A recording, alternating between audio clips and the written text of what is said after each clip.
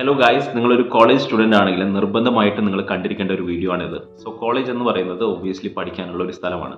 എന്നാൽ പഠനത്തിൻ്റെ കൂടെ നിർബന്ധമായും നിങ്ങൾ ചെയ്യേണ്ട 3 കാര്യങ്ങളെക്കുറിച്ചാണ് ഞാൻ ഈ വീഡിയോയിൽ എക്സ്പ്ലെയിൻ ചെയ്യുന്നത്.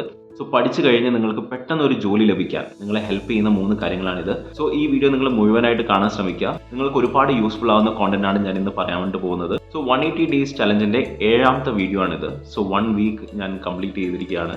So health, career, personality development, personal finance ഇങ്ങനെയുള്ള കാര്യങ്ങളൊക്കെ ഡിസ്കസ് ചെയ്യുന്ന ഒരു ചാനലാണിത്.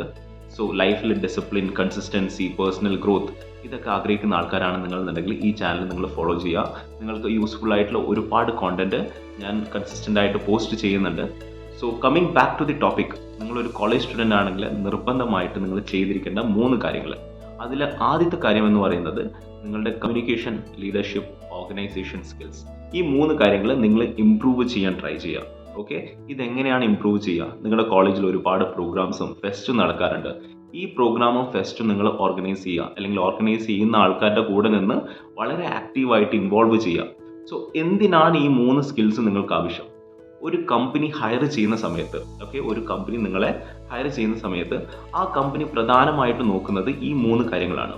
ഞാൻ ഹയർ ചെയ്യുന്ന ഈ വ്യക്തിക്ക് ലീഡർഷിപ്പ് ക്വാളിറ്റി ഉണ്ടോ, ഓർഗനൈസേഷൻ സ്കിൽസ് ഉണ്ടോ, അല്ലെങ്കിൽ കമ്മ്യൂണിക്കേഷൻ സ്കിൽ ഉണ്ടോ. കമ്മ്യൂണിക്കേഷൻ സ്കിൽ എന്ന് പറയുന്നത് വളരെ വളരെ വളരെ പ്രധാനമാണ്. അത് വളരെ ബേസിക് ആയിട്ടുള്ള ഒരു സ്കില്ലാണ്. അതില്ലെങ്കിൽ obviously it will be really hard for you to get a job. So അതുകൊണ്ട് തന്നെ നിങ്ങളുടെ കോളേജ് ഡേയ്സിൽ ഇങ്ങനെയുള്ള പ്രോഗ്രാംസും ഫെസ്റ്റും വരുന്ന സമയത്ത് ആക്റ്റീവ്ലി നിങ്ങൾ പാർട്ടിസിപ്പേറ്റ് ചെയ്യുക. സോ രണ്ടാമത്തെ കാര്യം എന്ന് പറയുന്നത് നിങ്ങൾക്കൊരു ലക്ഷ്യം വേണം. ഒരു 10 വർഷത്തിന് ശേഷം ഞാൻ എന്തായിരിക്കണം? നിങ്ങളൊരു ബിടെക് സ്റ്റുഡൻ്റ് ആണ്, ഇൻഫർമേഷൻ ടെക്നോളജി പഠിക്കുന്ന ഒരു ബിടെക് സ്റ്റുഡൻ്റ് ആണ്. 10 വർഷത്തിന് ശേഷം നിങ്ങൾ വിചാരിക്കുകയാണ് എനിക്കൊരു നല്ലൊരു കമ്പനിയിൽ, ഇപ്പം ഗൂഗിൾ, ആമസോൺ പോലെയുള്ള കമ്പനീസിൽ ഒരു സൈബർ സെക്യൂരിറ്റി സ്പെഷ്യലിസ്റ്റ് ആയിട്ട് എനിക്ക് ജോലി ചെയ്യണം. ഇതാണ് എൻ്റെ ആഗ്രഹം.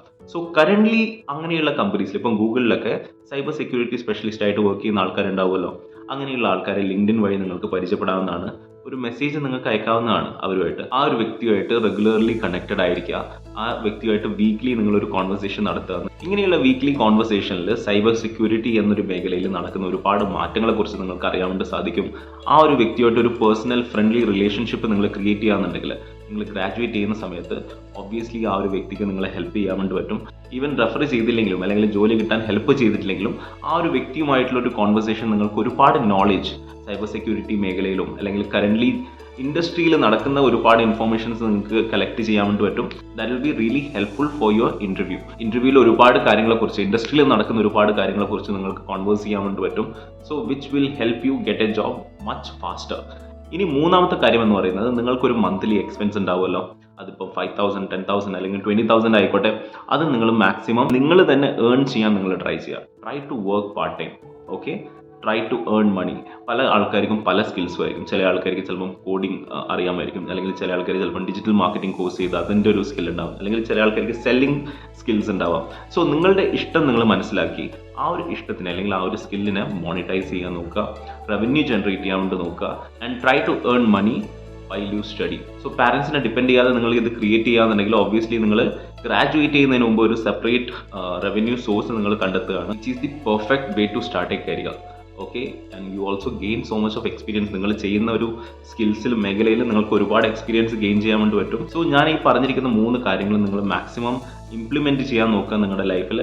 ഭൂരിഭാഗം ആൾക്കാരും ഈ കാര്യങ്ങളൊന്നും ചെയ്യാറില്ല. അതുകൊണ്ടാണ് അവരുടെ mid-20s ഇപ്പം ഗ്രാജുവേറ്റ് ചെയ്തതിന് ശേഷം ജോലി കിട്ടാനൊക്കെ ബുദ്ധിമുട്ടുന്നതിൻ്റെ പ്രധാന കാരണം എന്ന് പറയുന്നത് ഈ 3 കാര്യങ്ങൾ ചെയ്യുന്നില്ല. ഇതിൻ്റെ കൂടെ ഒരുപാട് കാര്യങ്ങൾ ഉണ്ടെങ്കിലും ഈ 3 കാര്യങ്ങൾ വളരെ വളരെ വളരെ പ്രധാനപ്പെട്ട ഒരു കാര്യമാണ്. സോ ഇപ്പം കറൻ്റ്ലി പഠിച്ചുകൊണ്ടിരിക്കുന്ന സ്റ്റുഡൻസ് ഈ മിസ്റ്റേക്സ് ഒന്നും വരുത്താതിരിക്കുക.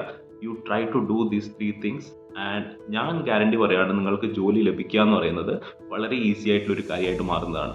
സോ ഈ വീഡിയോ നിങ്ങൾക്ക് യൂസ്ഫുൾ ആയി മാറുമെന്ന് പ്രതീക്ഷിക്കുകയാണ്. So thank you so much for watching and see you soon.